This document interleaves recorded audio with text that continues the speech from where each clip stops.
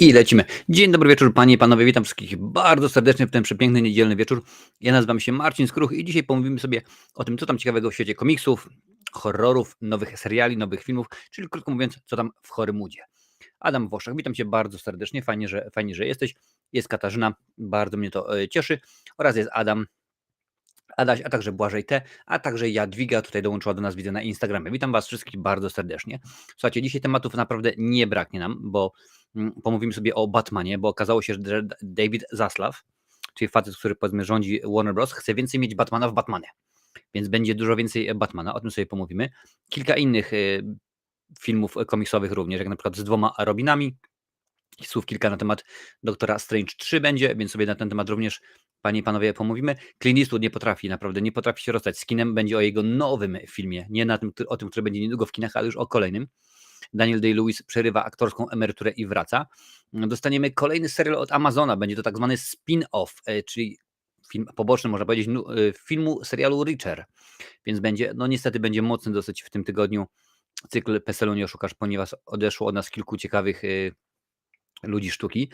Pomówimy troszeczkę o straszakach, o horrorach, panie i panowie.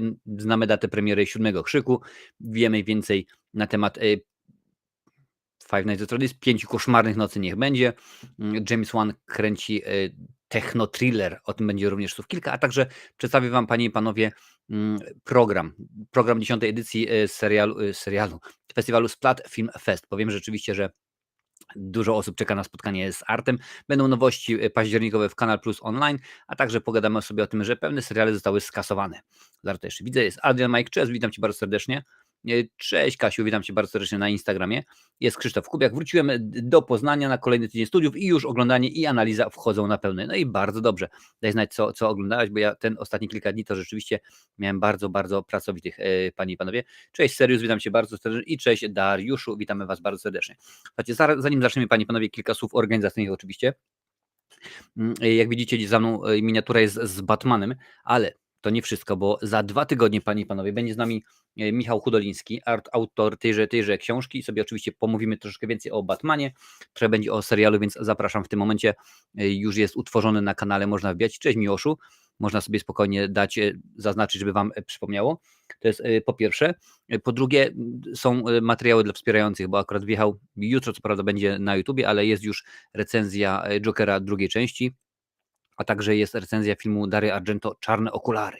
Więc można to jak najbardziej, panie i panowie, sobie obejrzeć już. Oczywiście tylko dla wspierających, zarówno jest na Facebooku, jak i na YouTubie. Oraz, ponieważ mamy październik, panie i panowie, no to wiadomo, trzeba troszeczkę konkursowo się pobawić, bo niedługo quiz charytatywny, świąteczny, więc tak to jest. Taka sama zabawa jak w zeszłym roku, czyli konkurs w udostępnianie, panie i panowie. O co chodzi? Ano chodzi o to, drogi widzu, droga Wicko, ażebyś udostępnił moje recenzje, które są publikowane u siebie na swoich mediach społecznościowych, gdzie nie ma znaczenia, naprawdę. To może być na Facebooku, może być na Twitterze, w X-ie, może być LinkedIn, może być Threads, nieważne gdzie, po prostu wszędzie to naprawdę może mnie oznaczać, bo wszędzie jestem dostępny, tylko póki co nie w waszej lodówce. I wśród osób, które mnie oznaczą, i umówmy się, ja nie będę tego sprawdzał, czy rzeczywiście, powiedzmy, tutaj jest na przykład Szybki Malec, tak? Czy Szybki Malec rzeczywiście mnie oznaczył, czy tylko napisał? No ale to akurat zostawiam wam. I wśród osób, które udostępnią materiały publikowane w październiku, losowanie będzie pierwszego tygodnia listopada, rozlosujemy osobę, która w grudniu w odcinku świątecznym, czyli w odcinku charytatywnym, weźmie udział i będzie mogła się zmierzyć z tuzami polskiego YouTube'a w quizie filmowym, w quizie właściwie bardziej kulturowym, bo tam będą i pewnie jakieś seriale i muzyka się pojawi, także jak najbardziej, panie i panowie, zapraszam. Także zapraszam do udostępniania. Tak, Daniel Day-Lewis na emeryturze jak Szczęsny, no tylko, ale on akurat dłużej, bo kilka rzeczywiście lat. Kiedy recenzja Drakuli 3D? Mam nadzieję, że w najbliższą środę, że się pojawi. Jak już mówię, film kolejny jest nagrany i też przygotowuję dla was materiał taki dosyć specyficzny, bo normalnie na koniec cyklu danego, jak powiedzmy, nie wiem, robię Koszmar z ulicy Wiązów, opowiadam o tym, jak powstawał ten cykl, tak, skąd pomysł i tak dalej, i tak dalej. No tutaj troszeczkę będzie inaczej, bo rzeczywiście, no nie mogę powiedzieć: "O, okej, no to po porządku, Suspiria pasowała tak, a Tenebrae", bo byśmy pewnie siedzieli ze 2 albo 3 godziny, ale coś wymyślę, także mam nadzieję, że już będzie, niedługo, że bardzo, bardzo szybko się, panie i panowie, oczywiście, pojawi. Więc zaczynamy i nie przedłużamy. Zaczniemy od komiksów tym razem i to od razu rzeczywiście, bo jest akurat, parę informacji, które trzeba przekazać. Panie i panowie, zaczniemy od tego, że David Zaslav ma dość, chce więcej Batmana. Robert Pattinson w uniwersum DC. Jest taka opcja, że rzeczywiście Pattinson zostanie Batmanem DC, bo póki co, pamiętaj, ten Batman to jest całkowicie inna ziemia, powiedzmy, tak samo jak Joker to jest inne i tak dalej, i tak dalej. To jest akurat artykuł CBR przetłumaczony przez osoby z Filmwebu za pomocą Google Translator. Jeff Snyder podzielił się ze światem soczystą plotką. Podobno David Zaslav staje się niecierpliwy i naciska na szefów DC Studios, by skupili się na postaci Batmana. Prezydent Warner Bros. Discovery chciałby, żeby Mrocznego Rycerza było więcej w nowym uniwersum i by pojawił się w nim jak najszybciej. Czyli tak jak u Barei, ma być więcej cukru w cukrze. Będziemy sprawdzać zawartość. Jak wiadomo, James Gunn zaczyna nowe uniwersum DC od widowiska Superman w kinach i serialu animowanego Creature Commandos. Tymczasem Zaslav wie, że postacią najbardziej przyciągającą fanów jest Batman, dlatego chciałby, że w uniwersum DC postać ta pojawiła się najszybciej. Żeby, drogi Filmwebie, jak już kopiujecie z Google Translator, róbcie to dobrze. Gunn, sekundkę, muszę zatrzymać zwiastun. Gunn ma w planach nowy film o Batmanie. Ten film to The Brave and the Bold. W postać miał się w nim wcielić nowy aktor, a nie Robert Pattinson. Problem w tym, że za reżyserię widowiska miał odpowiadać Andy Muschietti, jednak po fiasku, jakim okazał się Flash, jego szanse na wyreżyserowanie filmu spadły do zera. Delikatnie mówiąc, Flash jest beznadziejny, nie wiem, czy było ci dane zobaczyć, ale to jest po prostu porażka porażki. Także nie zgodzę się z tymi, którzy mówią, że to jest dobre. Recenzja oczywiście, jak zawsze, już jest na kanale już od kilku ładnych miesięcy. Jeśli wierzyć Snyderowi, Zaslav chciałby, żeby Robert Pattinson nie zakończył swojej przygody z Batmanem na drugim filmie Matta Reevesa. Zamiast tego miałby stać się Batmanem z uniwersum DC. Jestem za, a nawet przeciw, ja bym powiedział. Jak miałby się odbyć transfer i co to oznacza dla mini-uniwersum powstałego w otoczeniu Batmana Reevesa, tego nie wiadomo. Oczywiście pragnienie Zaslawa może pokrzyżować nie tylko opór szefów DC Studios, ale przede wszystkim sam Robert Pattinson. Niewiadomą pozostaje to, czy aktor chciałby na dłużej związać się z jedną marką i jedną postacią. No weźmy pod uwagę, że w tym momencie w tym uniwersum hula Pingwin w serialu oczywiście i radzi sobie dosyć dobrze i domyślam się, że to jest odpowiedź, panie i panowie, na to, czy tam będzie coś więcej. No bo wiadomo, że jeżeli będzie postać dobra, ciekawa, interesująca, no to będą robili. Tak w tym momencie na przykład jest odnośnie serialu Młody Sheldon. I tutaj słuchajcie, tutaj skupcie się, bo to będzie teraz zakręcone. Serial Młody Sheldon jest to tak zwany spin-off serialu The Big Bang Theory, czyli Teoria Wielkiego Podrywu. I teraz spin-off serialu Teoria Wielkiego Podrywu dostanie spin-off, w którym będzie Georgie i ktoś tam, o bracie jego, także po prostu spin-off, spin-offu, spin-off, po prostu paranoja. No ale tutaj rzeczywiście słuchajcie, napiszcie mi na czacie, czy chcielibyście, ażeby Robert Pattinson został Batmanem na dłużej, tym głównym, że tak powiem, bo jestem tego ciekaw. Aktorsko tak, jak najbardziej się broni, ale skoro to ma być inne uniwersum, zresztą sami to powtarzali wielokrotnie, no to ja jestem ciekaw, jakby to miało być ogarnięte, zagrane, bo jestem rzeczywiście sam tym bardzo, bardzo zaintrygowany. Już tutaj patrzę to, co piszecie. Czy pamiętasz taki komiks Sąd nad Gotham? Wyszedł chyba w 92 roku. Kurczaki, no ja znowu oczywiście go tutaj nie mam. Czekaj, co tu jest? Nie, The Blues Brothers del Toro? Tak, ja go niedawno rzeczywiście czytałem. Tutaj widzisz, jest nie z tej strony, z tej strony, o tutaj jest sowa. I właśnie sąd sów bodajże akurat w tym komiksie, czy tam opowieści graficznej, bo to dosyć grube dzieło, rządzi i szaleje. Tak, pamiętam, jak najbardziej czytałem go 2, może 3 tygodnie temu, jakoś tak. Czy twoim zdaniem poziom kina drastycznie spadł względem przeszłości? Jeśli tak, to jaka jest tego przyczyna, a może jest inaczej niż myślę i kino przechodzi progres? Pozdro, pisze Sirius. Słuchaj, pytanie poważne dosyć. Wiesz co, no teraz się liczy kasa, tak? Teraz musi się zgadać włoska firma Vittorio Mamona, Lorenzo Casucci i Johnny Szmal, więc studia stawiają na to, co się sprzedaje, krótko mówiąc. Popatrz na przykład, że abstrahując tylko od filmu, ale na przykład popatrz na YouTubie, co się najlepiej sprzedaje. Niemerytoryczne treści, gdzie rzeczywiście ludzie mogą fajnie się wypowiadać na różne tematy, tylko po prostu najlepiej pokazać tyłek. I jest super. Więc studia i firmy produkcyjne mówią: "O, my się dostosowujemy do poziomu widowni", tylko że problem taki jest, że oni właśnie ten poziom zaniżyli przez lata. Śmiem twierdzić i to powtarzam, wielokrotnie i będę tak czynił, że gdyby tacy twórcy jak Scorsese, Coppola, Polański, De Palma zaczynali dzisiaj, Woody Allen, to kariery by nie zrobili, bo by się okazało po drugim filmie: "A twoje filmy nie przynoszą zysku, także dziękuję ci bardzo, do widzenia". Już tutaj patrzę dalej, co piszecie. Trybunał Słów tutaj dorzuca Adam. Tak, to właśnie o ten film po polsku, także jakoś tak to rzeczywiście wyszedł po polsku jako Trybunał Słów. No tutaj jest Court of i patrz, zapomniałem jak jest słowa Court of Owls, no czyli dokładnie to jest Trybunał Słów, czyli sąd słów jak najbardziej. Cześć Misio, witam cię bardzo, bardzo serdecznie. Słuchajcie, lecimy dalej, bo zostajemy cały czas póki co przy komiksach, bo tu jest akurat kilka tych tematów. Zostajemy cały czas w świecie DC, póki co. Tym razem jest to artykuł Deadline. DC zapowiada kolejny film bez Batmana, za to z 2 Robinami. Biorąc pod uwagę, co Zaslav powiedział dopiero nie tak dawno, może się okazać, że jednak tam się Batman pojawi. DC Studio zapowiada nowy projekt filmowy. Nosi on tytuł Dynamic Duo i powstanie we współpracy z Warner Brothers Pictures Animation, czyli wiadomo, że to będzie animacja. Będzie to pierwszy wspólny film DC Studios i WBPA. Samą produkcję zajmie się Swaybox, którego współwłaścicielem jest Arthur Mintz. Okej, w porządku. I to on właśnie ma zostać reżyserem całości. Specjalizuje się on w technice Momo Animation, która łączy elementy animacji komputerowej, animacji poklatkowej oraz rzeczywistej gry aktorskiej. Dosyć zawodowo. Skoro rzeczywista gra aktorska, to domyślam się, że pewnie będzie na zasadzie motion capture. Szczegóły projektu na razie nie są znane. Wiadomo jedynie, że jego bohaterami będą Dick Grayson i Jason Todd. O, czyli Jason Todd jeszcze żyje. W komiksach DC obaj w pewnym okresach swojego życia ukrywali się pod kostiumem Robina, towarzysza Batmana w walce ze złem. No jak najbardziej. Dick Grayson często pojawiał się w projektach DC, miał być też bohaterem własnego filmu, choć w wersji Nightwing podobno ma też pojawić się w aktorskim projekcie DC The Brave and the Bold. Drodzy filmowicze, zapomnieliście tutaj nawiasu. Jason Todd z kolei był w komiksach Robinem, którego zabił Joker. Przywrócony do życia stał się złoczyńcą znanym jako Red Hood. Animacja ma opowiadać o czasie, kiedy ten mroczny los jest odległą przyszłością. Za fabułę Dynamic Duo odpowiada Matthew Aldridge, nominowany do nagrody Annie za scenariusz do filmu Coco. James Gunn i Safran, szefowie DC, pełnić będą funkcje producentów wykonawczych. No, super, bardzo mnie to cieszy, bo akurat zarówno Batman, jak i Robin są postacie w tym momencie już kultowe. Nie będę tutaj akurat przeginał, każdy o tym dobrze wie.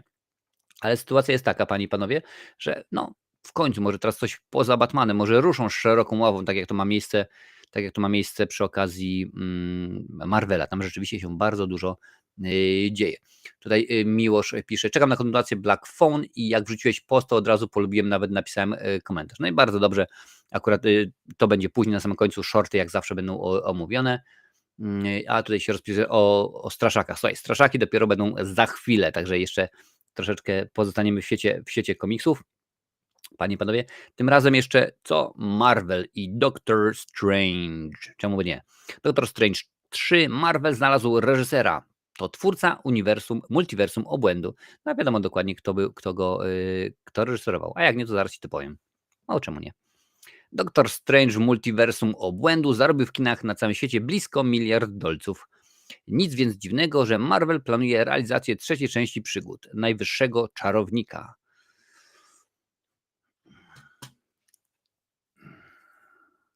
Dobra, nie skomentuję tego. Google Translator, pozdrawiam. Studio wie już, kogo chciałoby postawić za kamerą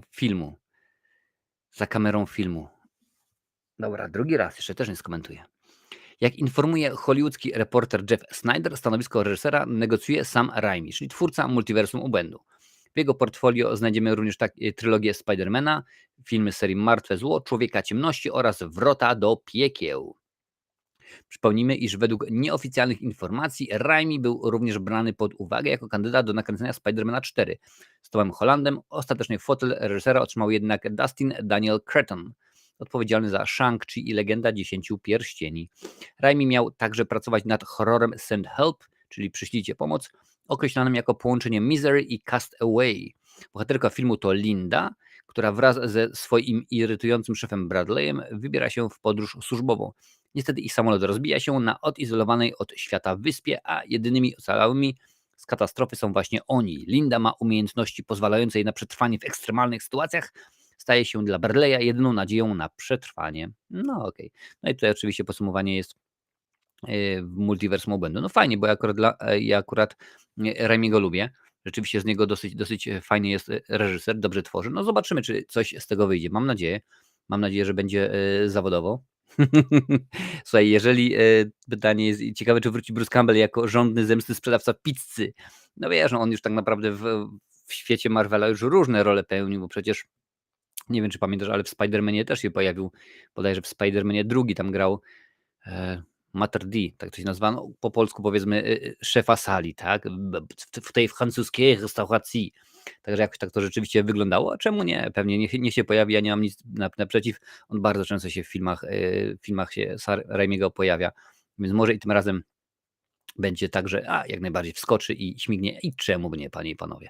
Także ja tylko przypomnę, że dzisiaj sobie gadamy o tym, co tam w Hollywoodzie, ludziska. Jak najbardziej, jeżeli chcesz zostać wspierającym, proszę bardzo, jak najbardziej zeskanuj ten kod tutaj, to jest Patronite, ten tutaj to jest YouTube, na Facebooku też oczywiście jest wspieranie, także możesz śmignąć, dołączyć i oglądać chociażby materiały z wyprzedzeniem, tak jak chociażby recenzję jutrzejszego Jokera albo tego, co za 2 tygodnie, czyli Oczy czarne. Chociaż tak naprawdę z drugiej strony nie oczy czarne, okulary. Jeszcze przecież tam jest Ptakodemia, jest już recenzja Ptakodemii wrzucona wiele miesięcy temu. Ptakodemia jest, Rekinstein też przecież jest. Dużo tego rzeczywiście, panie i panowie, jest. Słuchajcie, lecimy dalej, bo jest materiałów kilka. Nowe filmy, tylko łyknę. Powiedzcie, a jak wam mija niedziela? Oglądaliście jakieś filmy? Czy jednak pod znakiem, nie wiem, sportu, oglądacie piłkę? U mnie oczywiście jaka jest pogoda? No tak, no pada, no wiadomo jak jest w Irlandii, no nie może być inaczej, panie i panowie. Ale skoro jesteśmy już przy nowych filmach, to zacznijmy od Gentlemana, który no pan filmowiec, trzeba było postawić przy jego nazwisku, bo to rzeczywiście jest człowiek, który chyba najlepiej ogarnia te wszystkie rzeczy, ale na pewno bardzo dobry, panie i panowie. Clint Eastwood nie potrafi rozstać się z kinem, już myśli o kolejnym filmie.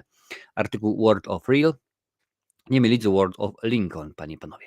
Dopiero co światło dzienne ujrzał zwiastun filmu Juror numer 2, a już czytamy w amerykańskich mediach doniesienia o tym, że Clint Eastwood szuka kolejnego projektu. Słuchajcie teraz. 94-letni filmowiec najwyraźniej nie potrafi żyć bez pracy. 94 lata. Piękny wiek i ciągle kręci, a co najważniejsze, ciągle kręci w miarę ciekawe filmy.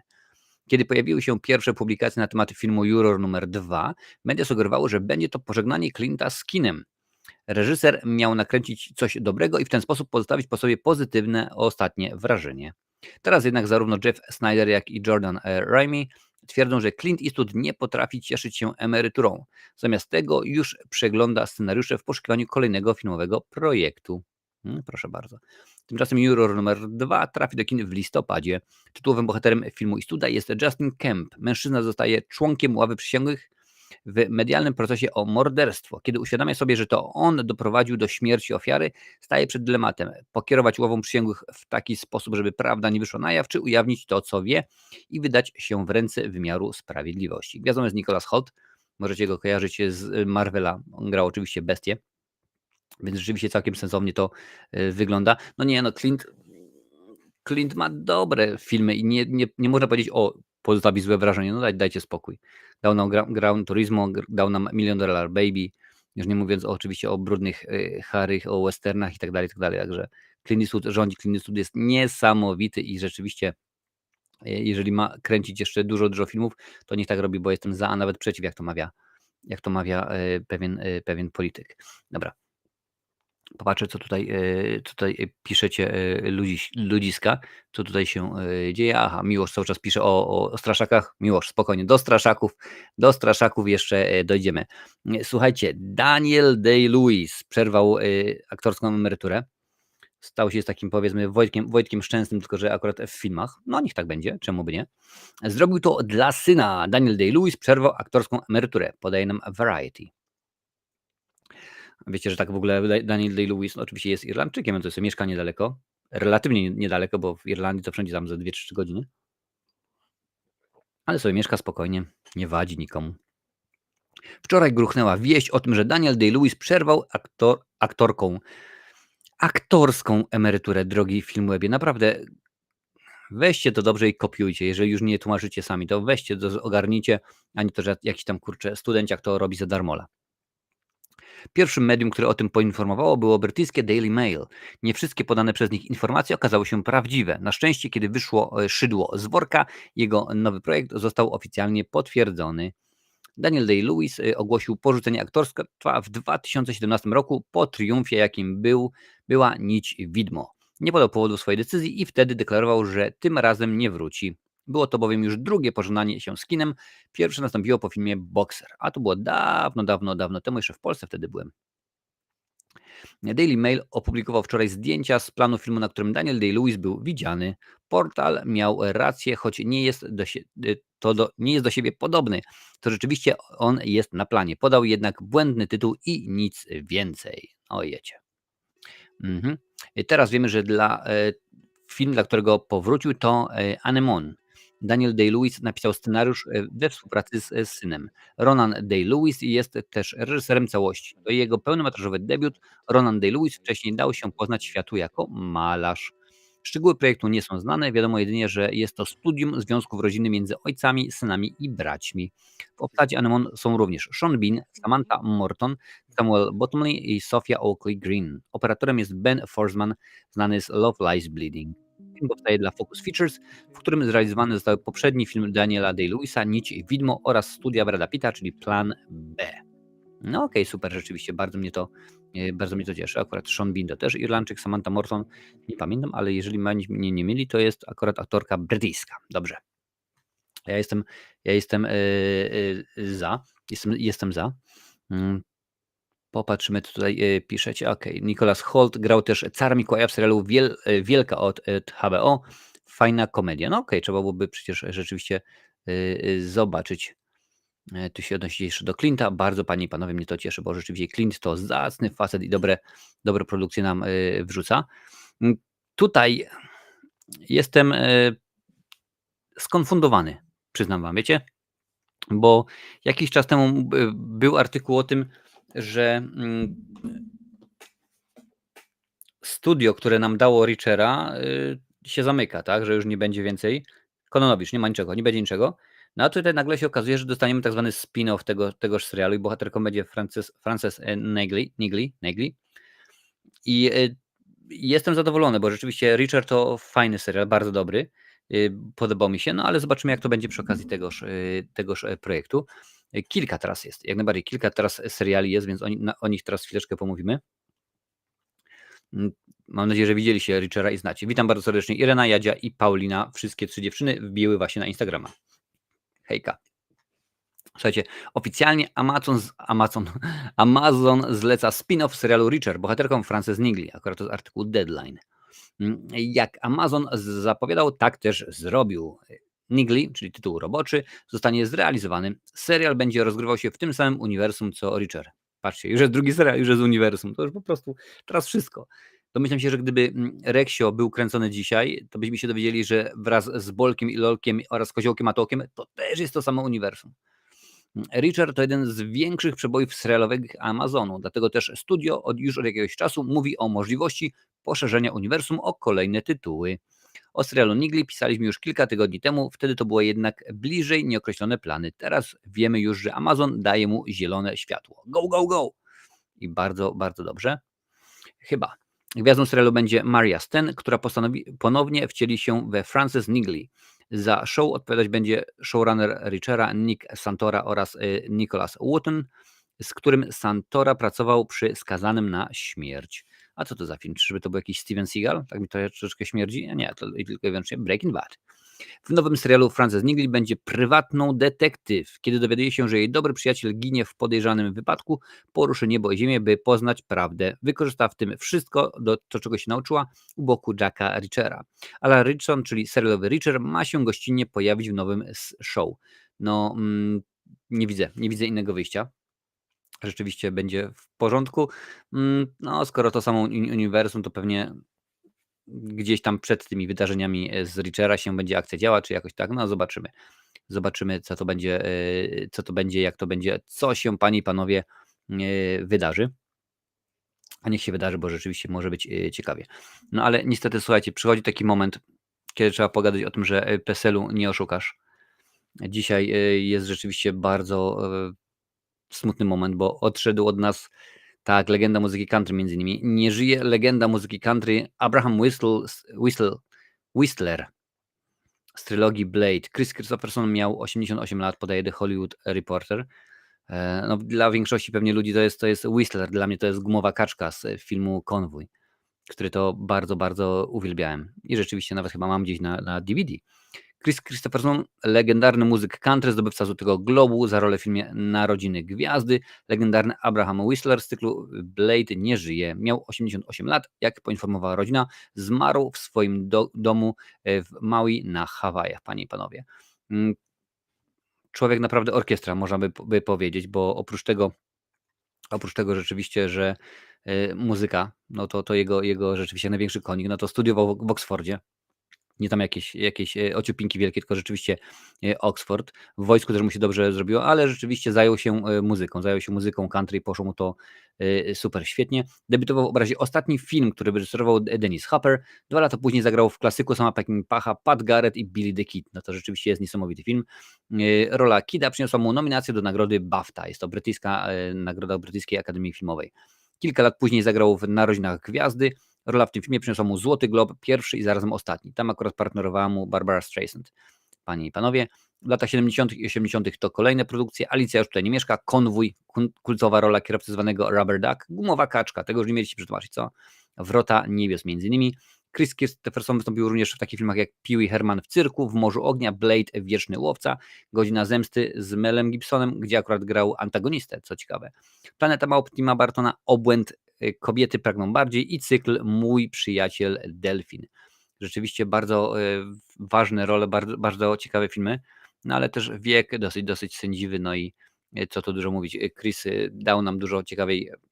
Ja wiem, że on głównie jest znany z tego, że jest legendą muzyki country, ale no niespecjalnie akurat ta strona jego twórczości do mnie przemawiała. Raczej akurat jestem zainteresowany tym, co miał do pokazania na scenie, a właściwie przed kamerą, panie i panowie.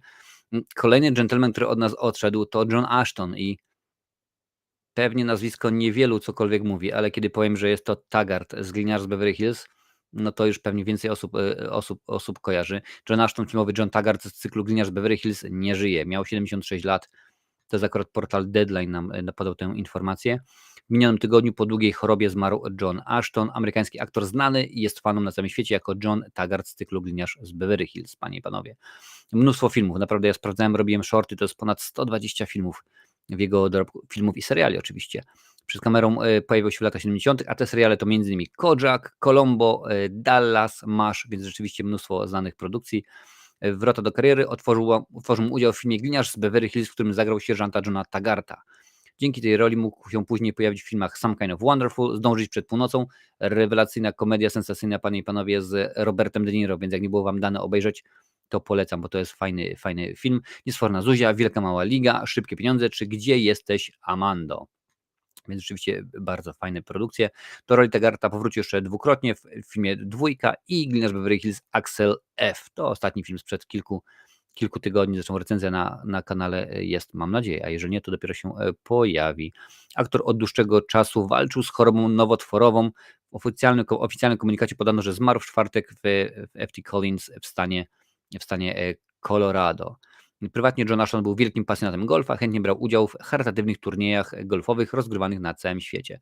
Tak więc rzeczywiście fajny, ciekawy człowiek. No, to jest jedna z tych osób, które kojarzymy twarz, ale jak na przykład powiemy, czy kojarzysz Johna Ashtona? Nie kojarzę. A kojarzysz Taggart z Gliniarza? Oczywiście, że tak. General Kenobi. Cześć Wiktor, witam cię bardzo serdecznie. Witam, fajnie, że jesteś, wbiłeś. Bardzo mi miło, panie i panowie. I również osoba, której twarz bardziej kojarzymy niż nazwisko, John Amos, panie i panowie. John Amos nie żyje, Kunta Kinte z Korzeni, czy Cleo McDowell z filmów książę w Nowym Jorku, miał 84 lata, odszedł od nas. Artykuł oczywiście Deadline. Nie żyje John Amos, aktor znany z serialu Korzenie oraz filmów Książę w Nowym Jorku i Szklana Pułapka 2. Tam akurat grał antagonistę również. Miał 84 lata. Amos zmarł 21 sierpnia, jednak jego syn dopiero teraz publicznie poinformował o tymże fakcie. Karierę swoją przekornie zaczynał oczywiście od amerykańskiego futbolu, no ale stwierdził jednak, że jednak chce troszeczkę inne życie, niekoniecznie futbolisty. Po raz pierwszy zwrócił na siebie uwagę widowni jako Gordy Howard w serialu Mary Tyler Moore. Zaraz potem przyszedł gigantyczny sukces w serialu Good Times, gdzie wcielał się w postać Jamesa Evansa seniora.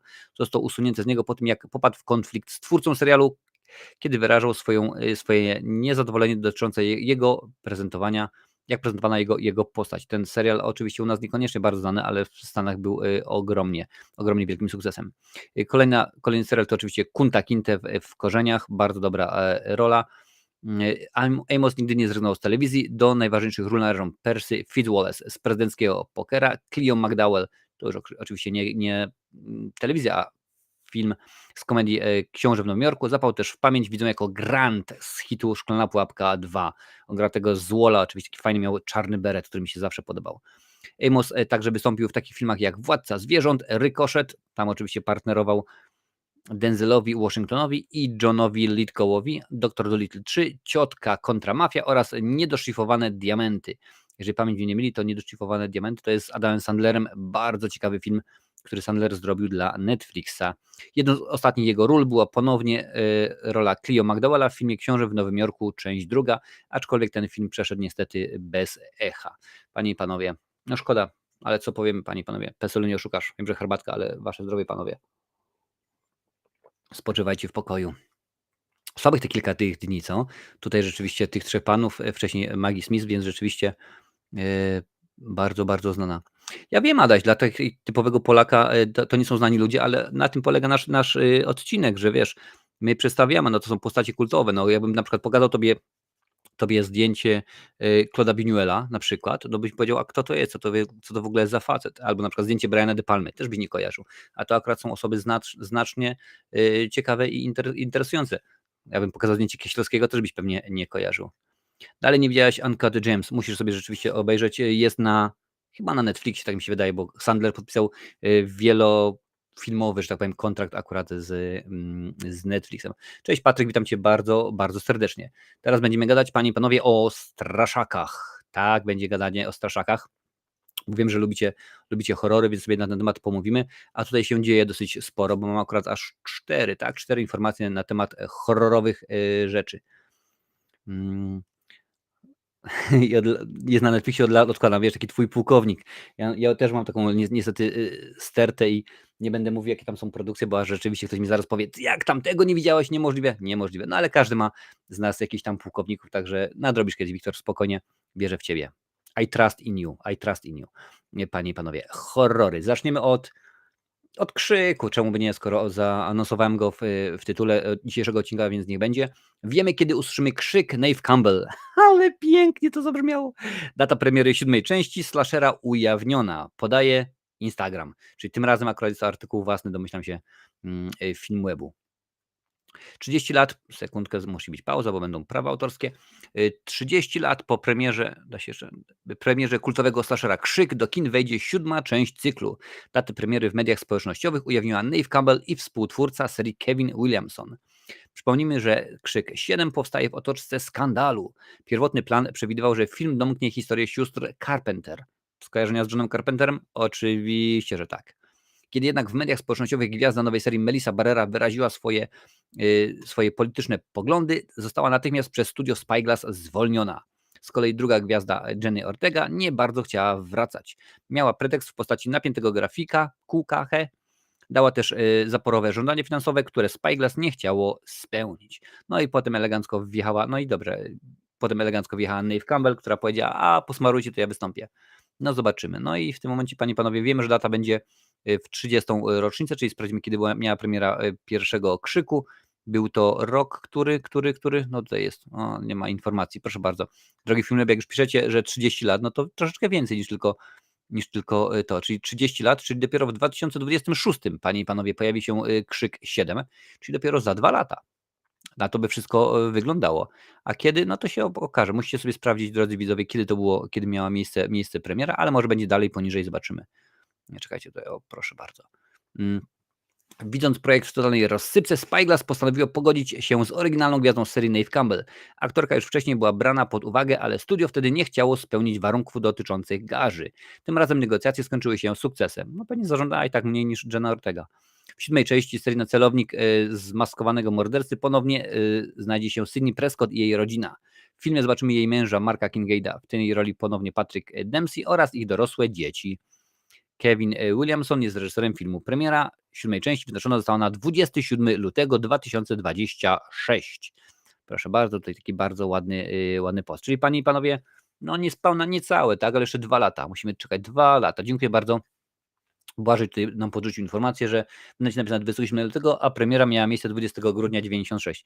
No słuchaj, aż nawet dodatkowo sprawdzę, bo to wiesz, czasami jest tak, że to są różnego rodzaju premiery. Któraś strona weźmie to akurat, wtedy się pojawiła na przykład na takim, a nie innym festiwalu, więc zobaczymy. Krzyk, już tutaj sprawdzam na IMDb, panie i panowie. No i jak najbardziej, Błażej jest bardzo blisko, bo mogę wam pokazać, ale tu muszę zmienić, zatrzymaj udostępnianie i teraz udostępnij po raz wtóry, tylko że IMDb, panie i panowie, według tutaj jest, proszę bardzo, kalifornijska premiera jest 18, a ogólno, że powiem, światowa 20 grudnia, czyli dokładnie tak, czyli Błażej ma rację, panie i panowie. Błażej, wygrywasz auto, dostajesz auto, jak wyjdziesz na parking przed dom, przed blok, tam są auta ustawione. Wybierz sobie jakieś, a jak przyjedzie policja, to ja o niczym oczywiście nie wiem. To w takim razie zobaczmy, 27 lutego, z czym ta data ewentualnie mogłaby korelować? Może to będzie data polska, co? No ale to nie mogłaby być Polska, bo to musiało być wcześniej. No to musielibyśmy mieć, Irlandia była w maju, Polska jest, czerwiec w ogóle 27. Więc raz Filmweb stwierdził, napiszemy własny artykuł i dali ciała.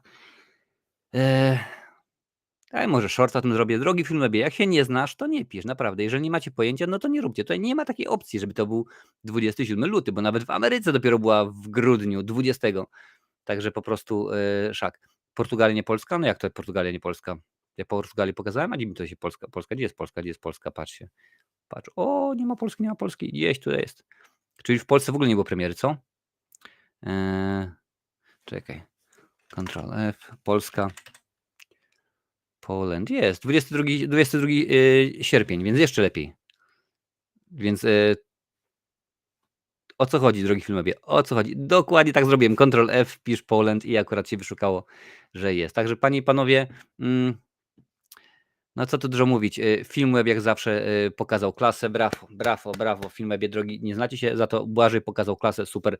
Bardzo mnie cieszy, że po raz wtóry widzowie kanału udowadniają, że macie magiczną wiedzę i jest wszystko w porządeczku. I weź sobie jakąś ładną, taką kolorystyczną, która będzie fajnie pasowała. Słuchajcie, ale pomimo tego, że Filmweb daje ciała, my zostajemy, panie i panowie, przy... Tutaj tym bardziej, akurat tak sprawdzam ten post na Instagramie, nie ma napisane, że to jest akurat 30-lecie, film sobie wymyślił. Słuchajcie, zostajemy przy horrorach i panie i panowie, lecimy do Five Nights at Freddy's. Tak, jak najbardziej, panie i panowie. Kontynuacja 5 koszmarnych nocy będzie większa, mocniejsza i lepsza? Nie, proszę bardzo. Kontynuacja 5 koszmarnych nocy będzie większa, mocniejsza i lepsza? Podaje Deadline. Jak donosi portal Deadline, producenci kontynuacji 5 koszmarnych nocy chcą konsekwentnie podążać za główną zasadą sequelów. Pięknie. Więcej, mocniej, lepiej. Josh Hutcherson, myślałem, że to trzeci raz głośniej. Josh Hutcherson, gwiazda pierwszej części, zapewnił, że fani będą szaleć za kontynuacją, która ponownie wyreżyseruje Emma Tammy. Zobaczymy. Co na to moja córka, która jest wielką fanką gry. Niedawny wywiad Josha Hutchersona stał się świetną okazją do wglądu w produkcję drugiej części 5 koszmarnych nocy. Aktor podzielił się zarówno nieujawnionymi wcześniej informacjami, jak i swoimi nadziejami związanymi z filmem. Jest znacznie większy, stawka jest wyższa, powiedział Hutcherson magazynowi Esquire. Wprowadzono więc animatroniki, wprowadzono różne typy animatroniki i znacznie więcej możliwości. Okej, w porządeczku. Obecnie znaleźliśmy równowagę pomiędzy budowaniem a rozszerzaniem tego świata w naprawdę fajny sposób, przy ciągłym upewnieniu się, że postacie nadal pozostają przyziemne. To coś, o co wszyscy walczyliśmy przy okazji pierwszego filmu, ponieważ świat stworzony w 5 koszmarnych nocach jest niezwykły. Jest tak przesadzony i zwariowany, że zderzenie go z emocjonalną prawdą o postaciach stworzy coś wspaniałego. Myślę, że fani to pokochają. Będzie dużo zabawy z materiałem źródłowym, będzie też straszniej, dodał aktor. Postacie zostają przyziemne. Ja pierniczę. Słuchajcie, jeżeli macie jakiś fajny portal o tematyce filmowej, który publikuje informacje, newsy tak zwane i nie sadzi takich byków, jest po prostu dużo lepszy, dajcie znać, bo bardzo chętnie bym się przeniósł z Filmebu, który jest, krótko mówiąc, irytujący i mogę jakiś inny fajny, ciekawy portal cytować. Zapytany o możliwą trzecią część, 5 koszmarów nocy, Hutcherson powiedział: nigdy nie wiadomo, uwielbiam pracować w tym świecie, Emma Chamie, nasza reżyserka, jest fenomenalna. Myślę też, że z Mike'iem, moją postacią, możliwości są nieograniczone. To może zamienić się potencjalnie w bardzo długi cykl i może być świetną zabawą, ale w tym momencie skupiamy się na drugim filmie. Zobaczymy, co będzie później. Sekundkę, pauza. Pytanie miało swoje korzenie w niedawnej wypowiedzi Matthew Lillarda, aktora równie zaangażowanego w produkcję, który wyznał, że podpisał umowę na 3 filmy z serii 5 koszmarnych nocy. Tak, informowałem o tym już rok temu. Jak wiadomo, wszystko będzie zależało od wyników finansowych. Pierwsza część przy dość niskim budżecie rzędu $20 milionów zarobiła na całym świecie prawie 290 milionów. Nie dziwi więc, że producenci zainteresowani są kontynuowaniem serii, najlepiej w formie więcej niż jednego filmu. Zdaniem dziennikarzy premiera zaplanowana jest na 5 grudnia 2025. Jak na razie nie wiadomo nic o fabule, kontynuacji, a także ewentualnych roszadach w obsadzie względem pierwszej części filmu. Z tego, co mówili, no to ma podążać za grą, tak? Więc skoro ma podążać za grą, no to domyślam się, że będzie to ekranizacja drugiej części. Więc zobaczymy. A ja tak akurat sobie dla jaj sprawdzę, bo to było napisane kilka rzeczy, które chcę zweryfikować, bo rzeczywiście coraz mniej im ufam. O, proszę bardzo, jest podpowiedź. Dobra, sprawdzamy i zaraz, jeżeli się coś zmieni albo się nie zmieni, to wam, panie i panowie, powiem. No, zgadza się. Prawie 290 milionów, tutaj wychodzi ponad 291 milionów dolarów zarobiło. Już tutaj patrzę, co piszecie. W tym roku mamy już dwa udane seanse, Obcy i Nie mów zła, pisze Łukasz Roni. Rzeczywiście Obcy mi się bardzo podobał. Recenzja jest, tak samo tak zwany spoiler talk, kiedy omawiam fabułę. Nie mów zła, podobał mi się dużo mniej. Może na ekranie.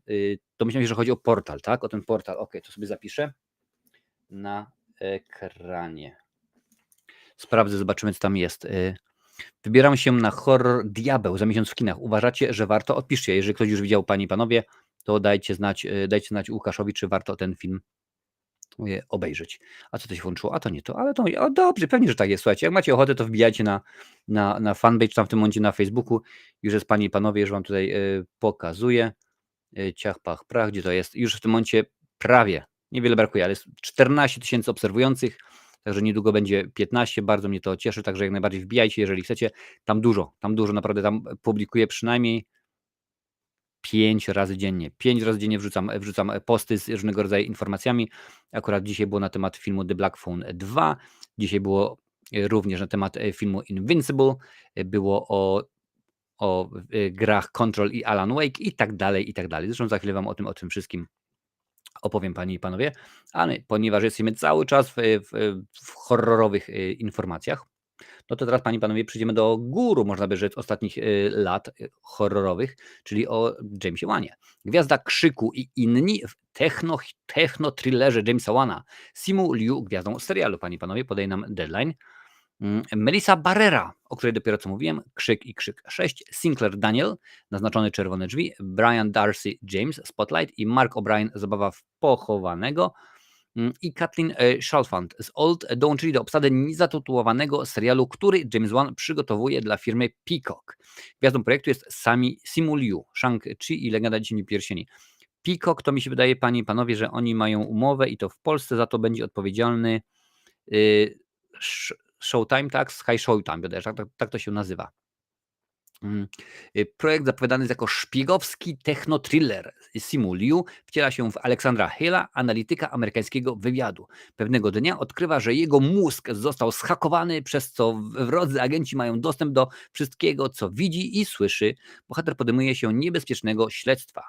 Melissa Barrera wcieli się w Michelle, bohaterkę, co do której nie można mieć pewności, po której stronie stoi. Sinclair Daniel zagra Parker, wciągniętą w spisek agentkę wywiadu. Będzie ona musiała szybko odnaleźć się w sytuacji. Brian Darcy James wystąpi w roli Johna Moiry i szefa mentora bohatera, który nie boi się podejmować trudnych decyzji. Markowi O'Brienowi przypada rola Coba, ambitnego agenta wywiadu. Kathleen Sholton zagra St. George, liderkę cierpliwie dążącą do wyznaczonego przez siebie celu. Obowiązki showrunnerów pełnią Thomas Brandon i Jennifer Yale, odpowiedzialni za Wampiry, Dziedzictwo i Sea oraz Outlander. James Wan będzie jedynym z producentów wykonawczych. Jednym. Towarzyszyć mu będzie także m.in. Jed Wilkinson, odpowiedzialny za Avatar, Ostatni Władca Wiatru, który wyreżyseruje pierwsze 2 odcinki. No okej, w porządeczku. Jestem za, a nawet przeciw. Więc jak widać, studio chyba się jedno, drugie, trzecie ogarnęło, że no, jednak możliwe, że tam listę za szybko ją skreśliliśmy, a w ogóle zobaczyć, co się nie dzieje, że to jest tylko i wyłącznie Filmweb i tak może niekoniecznie będą informacje, ale popatrzmy. Abigail, okej.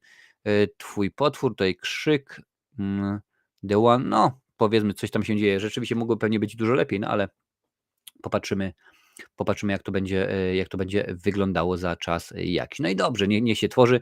W ogóle James Wan jest bardzo zapracowaną bestią, panie i panowie, bo sprawdzałem nie tak dawno, co się u niego dzieje. Oczywiście nie tylko i wyłącznie jako reżysera, bo on nie tylko jako reżyser działa, ale wam w tym momencie pokażę na IMDb, co tutaj się u niego dzieje. I słuchajcie, powiem tak, zaczniemy od oczywiście jako producent, tak? Jako producent, no to wiadomo, że ostatnim filmem to był Salem Slot, ale słuchajcie, w tym momencie tworzy 24 produkcje. Patrzcie, 24 produkcje w różnej fazie nomen omen produkcji. Jedne są tworzone, to jest preprodukcja. Mamy filmy, które są w tym momencie in development, czyli dopiero tworzony jest tak naprawdę scenariusz i tak dalej, i tak dalej. No po prostu masakra. Tu już mamy Mortal Kombat 2, już jest postprodukcja, czyli już nakręcono rzeczywiście. No, The Monkey, postprodukcja, Megan 2, postprodukcja. No po prostu tego jest dużo, naprawdę dużo. Facet rzeczywiście jest bardzo, bardzo zapracowany gentlemanem. Już patrzę, co piszecie. Czy Krzyk nie jest nudnym filmem? Wiesz co, no nie, no Krzyk akurat dosyć w miarę fajnie wyłamuje się, może przez to, jakie podejście do tematu miał Wes Craven, twórca, że on akurat, jak to zawsze mówię, wiedzę wtajemną, którą my mieliśmy, w tym momencie sprzedał wszystkim, prawda, no i tutaj akurat bawienie się konwenansem, bawienie się gatunkiem jest rewelacyjnie. Martinie, czy słyszałeś o nowym filmie Grozy Bartosza M. Kowalskiego, potem Cisza nocna? Tak, widziałem jak najbardziej, że będzie. Jestem ciekaw rzeczywiście, jak to będzie wyglądało. No niestety ja nie będę miał możliwości obejrzeć, bo muszę czekać, aż pojawi się na jakimś tam Netflixie, Disneyu czy innych Amazonach, no bo wiadomo, Irlandii to niekoniecznie będzie grane, ale jestem ciekaw. Jak oceniam Nowe Miasteczko Salem? Nie widziałem. Akurat w tym tygodniu miałem dosyć zapracowany, że tak powiem, miałem bardzo inne premiery na głowie, bo akurat obejrzałem sobie nowego Hellboya, panie i panowie, bo w Irlandii był grany, a tylko przez tydzień, więc musiałem się spieszyć, bo już w tym momencie nie jest wyświetlany. Nawet tak ostatnio sobie przejrzałem i stwierdziłem, że na kanale jest mnóstwo premier akurat. Nawet wam pokażę, więc jeszcze nie miałem możliwości, bo tak, no już mówiłem, Joker jest już, dwójka już jest, Czarny Okolar to będzie za czas jakiś, ale jest nowy Hellboy, to się pojawiło. Dziki Robot, również film, który w premierę będzie miał dopiero w Polsce chyba za tydzień albo za 2 tygodnie, więc rzeczywiście, więc będzie tutaj, panie i panowie. Substancja, też fajny film. Przyjaciele, czyli odcinek z okazji 30-leciu serialu. Transformer początek, no więc działo się dosyć dużo, sporo. Mam mnóstwo, naprawdę ja tutaj mam, dzisiaj nagrałem tylko i wyłącznie 4 recenzje, więc nie oglądałem jeszcze Miasteczka Salem. Domyślam się, że pewnie poczekam, aż kiedyś mi wybierzecie do obejrzenia w kultowych horrorach, bo pamiętajcie, już niedługo kończymy filmy Dario Argento. Potem jest Hostel, które już wszystkie 3 hostele, panie i panowie, obejrzałem również. Mam tutaj rozpisane, tylko będę pewnie w przyszłym tygodniu nagrywał, więc jakoś tak. Ale no niestety jeszcze nie widziałem Miasteczko Salem. Znaczy mówię niestety, ale na przykład widziałem, że Rafał z Galerii Horroru wrzucił recenzję. Michał z Ponarzekajmy o filmach również, także nie oglądałem ich, bo dobrze wiecie, że recenzent, który ogląda filmy, recenzję przed obejrzeniem filmu, to tak troszeczkę słabo. Dziki Robot ma już pokazy przedpremierowe w Polsce. Słuchajcie, Adam, idźcie zobaczyć ten film, bo jest cudowny, naprawdę cudowny. Wiem, że Ormando również już obejrzał, gdzieś tam się akurat załapał, także idźcie sobie, panie i panowie, jak macie możliwość obejrzeć Dzikiego Robota, to jak najbardziej. A my pozostajemy cały czas w straszakach, bo lubię straszaki. Zresztą wy też, panie i panowie. Program 10. edycji Splat Film Fest, panie i panowie. Festiwal w dniach 24-31 października będzie krwawo, mrocznie i przerażająco. Krokami skretobójcy zbliża się największe festiwalowe wydarzenie jesieni. 10. Splat Film Fest International Fantastic Film Festival. Ale po co jest Film Fest International Fantastic Film Festival? Tak podwójnie. Festiwal festiwalowy, festiwalowych. No dobra, nie będzie. Jubileuszowa edycja cenionego na całym świecie festiwalu nowego kina gatunkowego odbędzie się 24-31 października w Warszawie. Kinoteka oraz w Wrocławiu Kino Nowe Horyzonty.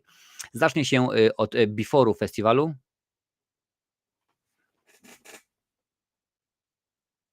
Dam 2 chwile. Dajcie mi znać, co to znaczy zacznie się od before'u festiwalu. Czy to jest z angielskiego before, czyli przed, tylko po prostu tak wieśniacko, chamsko jest to przeniesione na polski, że to ma być, zacznie się od występów przedfestiwalowych, czy czegoś takiego, czy jak to mam tłumaczyć? No ale dobrze. Spotkanie z najbardziej przerażającą postacią horroru ostatnich lat. 6 października na specjalne zaproszenie festiwalu po raz pierwszy do Polski zawita Art the Clown, czyli David Howard Thornton. Spotka się z polskimi fanami w multikinie Złote Tarasy i obejrzy z nimi najnowszą odsłonę Terrifiera 3.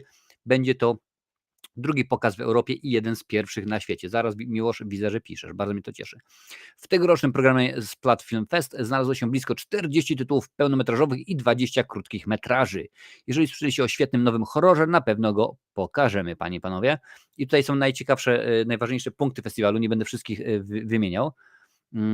Aha, no tak. Before znaczy, że impreza przed imprezą. Czyli takie chamskie, wieśniackie, taki pinglish, tak? Taki Polish English, pinglish, tak totalnie, a daj spokój, po prostu masakra jakaś. No ale dobra, niech już będzie. Najważniejsze punkty, panie i panowie. Życie i śmierć Christophera Lee, klejnot naszej tegorocznej sekcji dokumentalnej. No wiadomo o czym będzie o Christopherze Lee, panie i panowie. Na kolana, Above the Knee, najnowszy film Williara B., który 2 lata temu zszokował świat Dobrym pieskiem. Oj, Dobrego pieska robiłem. Że miałem akurat kopię dużo wcześniej, bo dystrybutor się uśmiechnął do mnie i postanowił przebić sam siebie. No to musi być grubo. Jeżeli naprawdę przebija, to a Dobry piesek to był hardcore. Dead Talent Society, tajwańska perełka, która narobiła szumu na festiwalu w Toronto. No super. Dragon Dilatation, kino pełne surrealizmu i transgresji.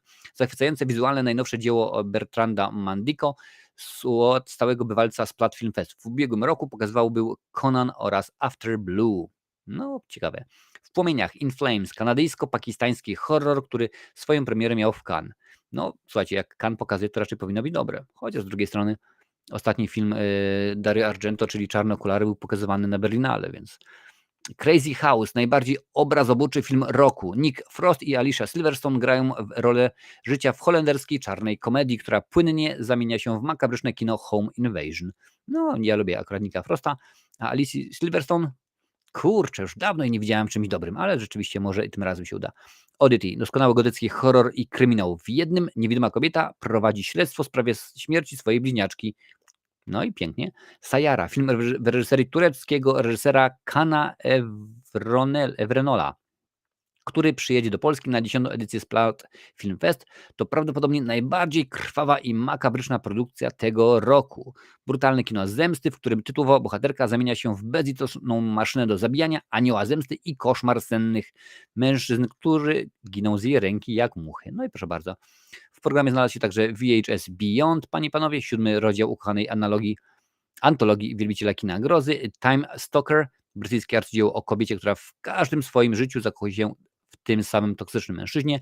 Else, pokazana była na festiwalu w Toronto, kultowej sekcji Midnight Madness, surrealistyczne kino fantasy o świecie, który musi zmagać się z tajemniczą, budzącą grozę pandemią. I nie zabraknie też polskiej produkcji, dopiero co pisaliście o tym, pojawi się Cisza nocna, najnowsze dzieło Bartosza M. Kowalskiego. Więc panie i panowie, jak widzicie, program napakowany jak PKS do lichenia, także trzeba skorzystać naprawdę. Jeżeli macie możliwość, to dajcie znać. Domyślam się, że któryś z naszych bywalców, tak, no, Rafał, Łukasz, chłopaki, mam nadzieję, czyli oczywiście Galeria Horroru, horrorshow.pl, mam nadzieję, że proszę bardzo, no i słuchajcie, Galerian Karaś z horrorshow.pl i Michał z Ponarzekajmy o filmach byli dziś w Multikinie w Warszawie na pokazie Terrifiera 3. No widzicie, to akurat jest informacja sprzed kilku dni, no ale w końcu się udało im jakoś to ogarnąć. Tak jak after znaczy po imprezie gdzie indziej inaczej, na przykład na piwo, no okej, w porządku. To też mniej więcej kojarzę. Aż się przypomina Adaś Miałczyński w Dniu Świra i jego rozważania o wymowie dziennikarzy, gdy ten Ełzy na plaży mówi, że domyślnie, no widzisz, no są pewne rzeczy, które mnie drażnią. Ja akurat nie powiem, że jestem purystą nagle, że o, rzeczywiście, jak ktoś powie sequel, to od razu się obrażam i nie, bez przesadyzmu. Tylko po prostu nie lubię takich wstawek. Dla mnie, powiem ci Dariusz w ten sposób, Jurek też, że no, ja mieszkam w Irlandii już od ponad 20 lat i u nas coś takiego to jest wieś. Jak przyjeżdża wiesz, Polak i on chce pokazać, jaki on jest irlandzki i zaczyna ci mówić, ja pamiętam na przykład taki tekst, który usłyszałem od dziewczyny, która pracowała miesiąc w Irlandii i pyta się, czy mogę wziąć te glasy, bo wyglądają na wydrajowane. Wiesz, zamiast czy mogę wziąć te szklanki, bo wyglądają na suche, to czy mogę wziąć te glasy, bo wyglądało na wydrajowane, albo idę poliszować glasy, idę polerować szklanki i tak dalej. To jest i dla mnie osobiście i tutaj dla osób, które trochę rzeczywiście już mieszkają za granicą, to jest wieś, to jest tandeta, to jest po prostu robienie z siebie buraka, a nie rzeczywiście jakieś tam pokazanie afterek, no ale może być. Może mi się uda pójść na VHS Beyond we Wrocławiu.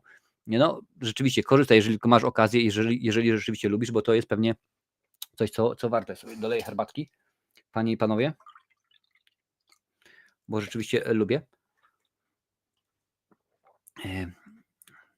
No, czy demon pisze, czy demona warto zobaczyć. Słuchaj, daj sekundkę, zobaczę w ogóle, co to jest za film. Na filmie może rzeczywiście, a może już go widziałem, bo też akurat zdarza się. Demon 2024, proszę bardzo. The Demon Disorder. Trzej bracia mierzą się z potworną rodzinną tajemnicą, gdy duch ich zmarłego ojca wstępuje w najmłodszego z nich. O kurczaki. Intrygujące. Zobaczmy, bo ten oczywiście film miał już swoją premierę w kwietniu, więc pewnie na IMDb powinny być jakieś opinie. Zobaczmy, jak to oceniają widzowie na IMDb. I już ci tutaj mówię. Słuchaj, nie wiem ile dla ciebie jest IMDb wyznacznikiem czegokolwiek, ale tutaj jest ocena jest 4,9 na 10. No, ale to zaledwie dopiero 800 osób wrzuciło swoje informacje, więc no to już zależy od ciebie, co chcesz. Sprawdzimy, co na Rotten na temat tego filmu myślą. A na Rotten, panie kolego, film nie ma ocen, nie ma jeszcze żadnej oceny na Rotten, więc tak niespecjalnie ktokolwiek się tym interesuje. No ale to już zależy, mówię, od ciebie. Rozważałem Splatfest albo American Film Festival, ale chyba odpuszczę. No widzisz, ja bardzo chętnie bym nawet patrzyłem, mówię, kurczę, czy coś się będzie działo. No i okazało się, panie i panowie, z takich rzeczy, że ktoś przyjeżdża, okazuje się, że Krzysztof Zanussi przyjeżdża do Irlandii. Ja mówię, no to muszę być. Bo się okazało, że przyjeżdża na zaproszenie pewnego księdza, bo nowy film jest Krzysztofa Zanussiego, no i akurat, że będzie. No mówię, fajnie pojadę rzeczywiście, czemu by nie. Ma być projekcja jego nowego filmu, ma być troszeczkę pogadane, no ale niestety okazało się, że nie mogę, że się nie wyrobię, także bardzo mi przykro. A szkoda, bo Krzysztof Zanussi to też zacna osoba, panie i panowie, no ale to wiadomo jak to jest. Ja tylko przypomnę, panie i panowie, że dzisiaj jak najbardziej, jak co tydzień gadamy sobie o tym, co tam w Horymudzie, więc jeżeli jesteś tutaj po raz pierwszy, to przypominam o trylogii prawdziwego Kiełmana, więc po pierwsze łapka w górę, po drugie sub, po trzecie dzwonek z opcją wszystko. Publikuję, panie i panowie, bardzo często, na żywo jak zawsze, co niedzielę o 20, więc jak zrobi na bieżąco, dawaj łapę w górę, dawaj suba i lecimy dalej. Słuchajcie, co my tu teraz mamy? A, pewnie, że tak. Październik w Kanal Plus Online. Dla tych, którzy rzeczywiście mają tę subskrypcję.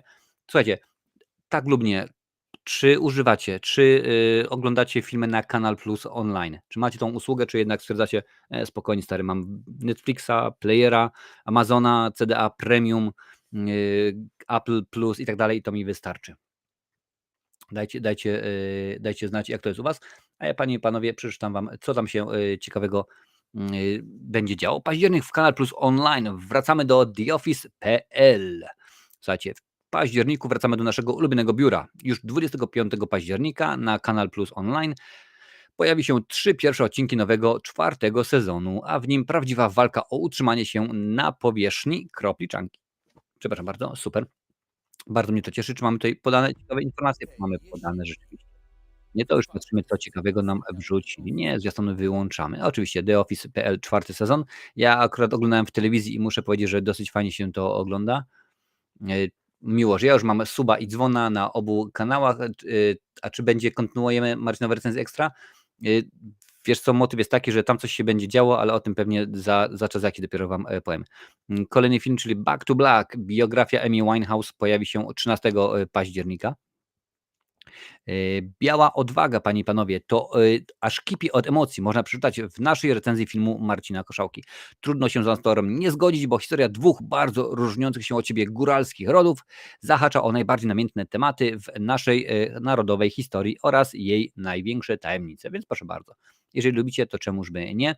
Wyspa Chciwości można jak najbardziej również obejrzeć. Tutaj widać, że jest Joseph Gordon-Levitt. W pierwszej kolejności do filmu przyciągają znane nazwiska.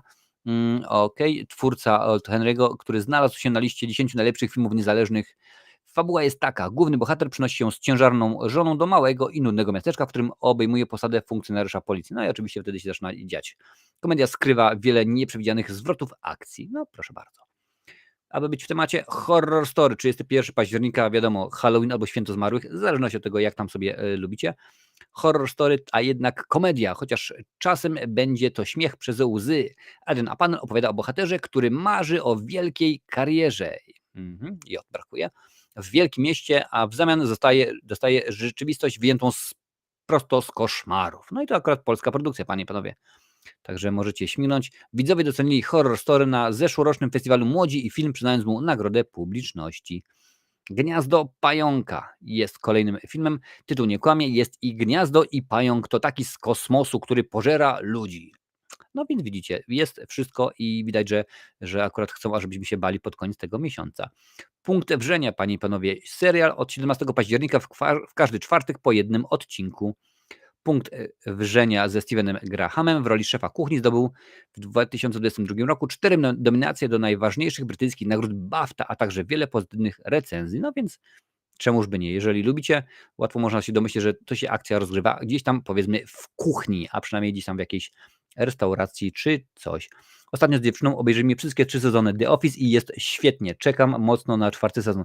Było kilka odcinków rzeczywiście, które zapadły w pamięć, także jak najbardziej polecam. Aha, tutaj proszę bardzo. Czy masz Kanal Plus Online? Nie mam. Może się uda, panie i panowie, przy okazji, miałem kiedyś, ale obecnie nie, pisze Łukasz. Może się uda przy okazji odcinka charytatywnego rozdać jakieś tam kupony na Kanal Plus Online. Zobaczymy, co się będzie, panie i panowie, rodziło. Czy horrory są złe dla psychiki? Ja pamiętam te, które oglądałem w młodości. Nie są złe, no wiesz. Teoretycznie jedne tam z badań któryś tam z amerykańskich uniwersytetów, bo oni nie mają co robić, wiesz, sprawdzają zawartość cukru w cukrze i tak dalej, stwierdzili, że jeżeli oglądasz horror i potem idziesz spokojnie spać jak dziecko i nie masz problemu z zaśnięciem, to jesteś psychopatą.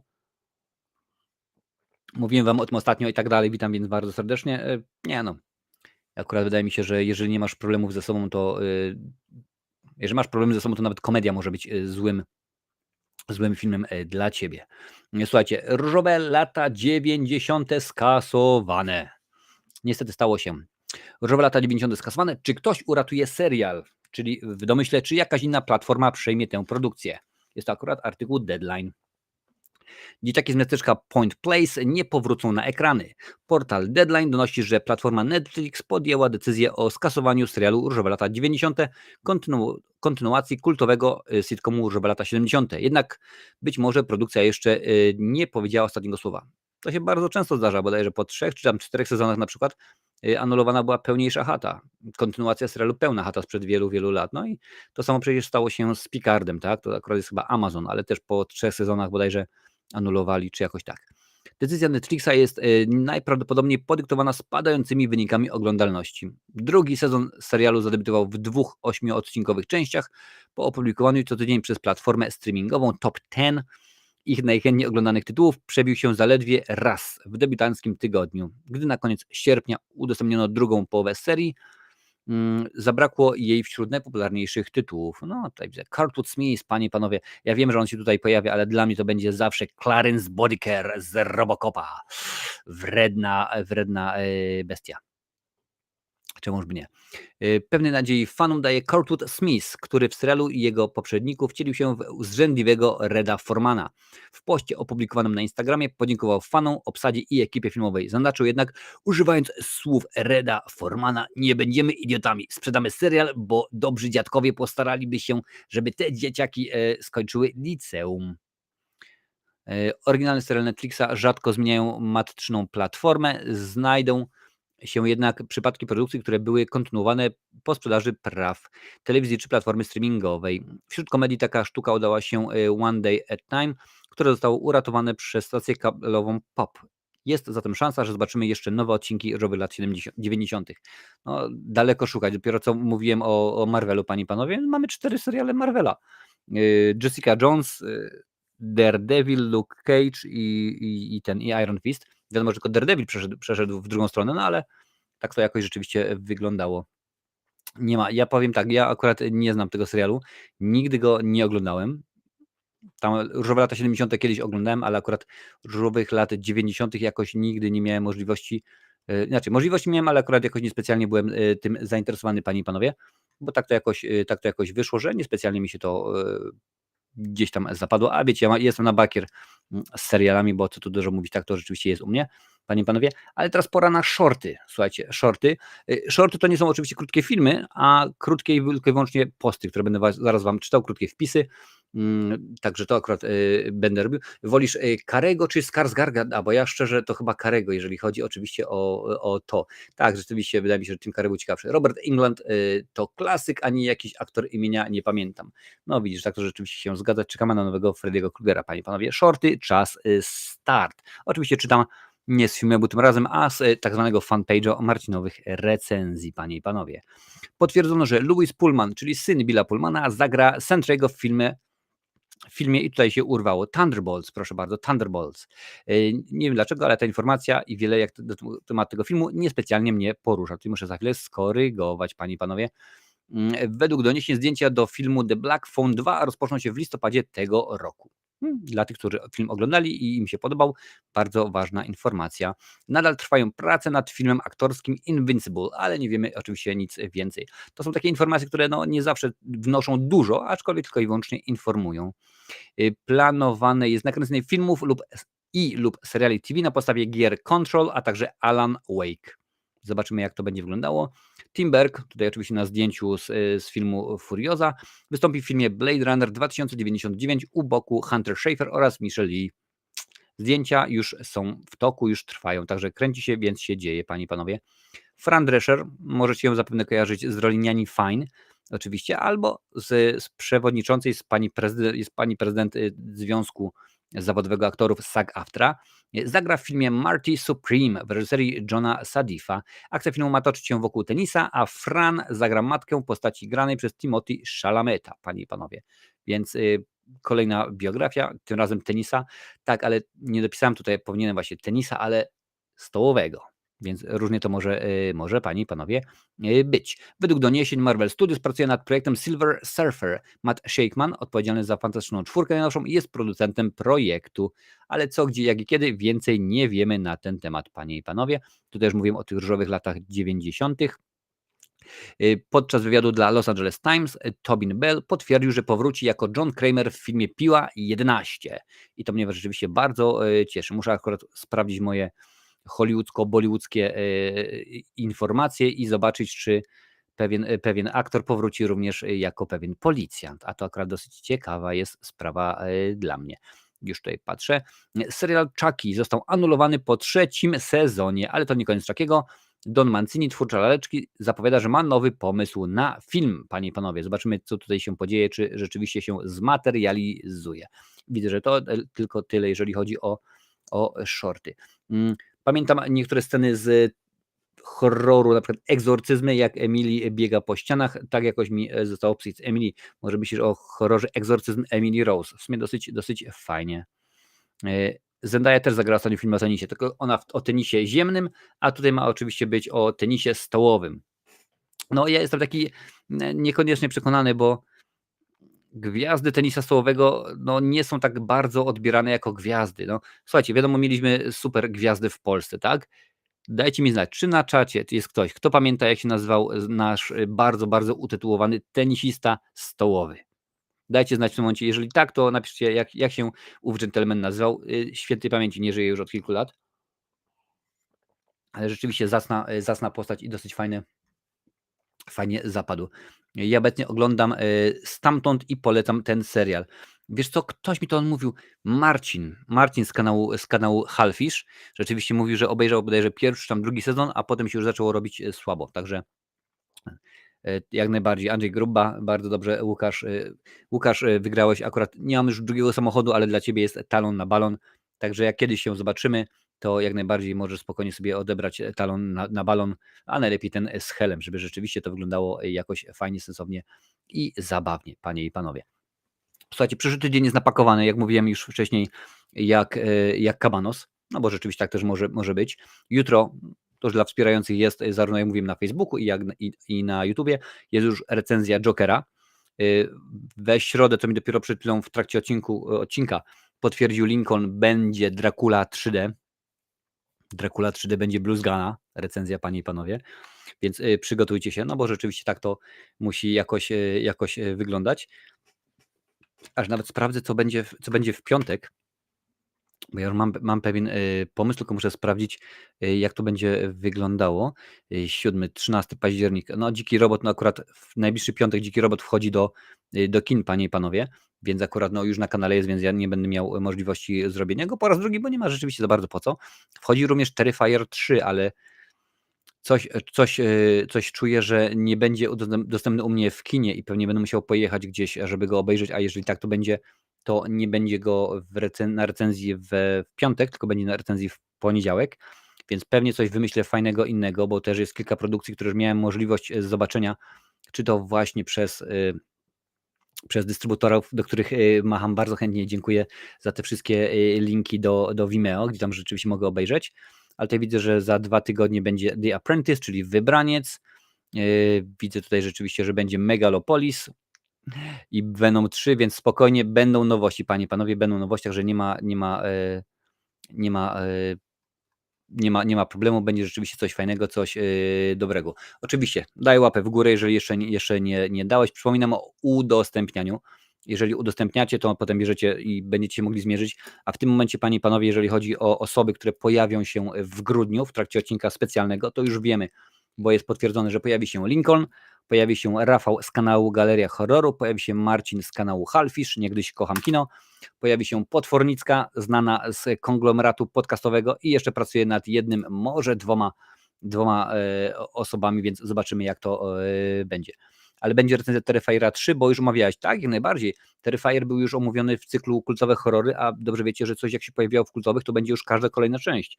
Co prawda jestem wambinien i cały czas nie mogę się jakoś zmusić do tego, żeby obejrzeć Egzorcysta, jaki tytuł? Exorcist Believer, tak? Wyznawca, czy jakoś tak to jest. Nie mogę się przekonać do tego, ale naprawdę, uwierzcie mi, to w końcu powstanie, w końcu będzie i wyrzucone będzie. A Terrifier jak najbardziej, jeżeli nie wjedzie w poniedziałek, to on po prostu ponadprogramowo jako kultowy horror, no bo musi być, bo rzeczywiście lista jest jak najbardziej, także musi śminąć. A Wiktor akurat to jest jedna z tych osób, które bardzo, bardzo śledzi ostro i namiętnie. Ja jestem widzem RFA Galerii Horror, no i bardzo dobrze, Adaś, też jesteś moim widzem i to mnie też cieszy i wielu innych. Przypominam, za 2 tygodnie, panie i panowie, Michał będzie z nami, będziemy gadać. Będziemy pewnie mieć dla was kilka książek o Mrocznym Rycerzu, więc jak najbardziej. Książka nagrodzona niedawno przez PISF, czyli Polski Instytut Sztuki Filmowej, tam FY jest na końcu, panie i panowie. A z mojej strony to już wszystko. Dziękuję bardzo, było mi naprawdę miło pogadać z wami jak co tydzień. Było miło, fajnie i jak najbardziej, także jest w porządku. Do zobaczyska i widzimy się na żywo, jak zawsze, za tydzień. Cześć.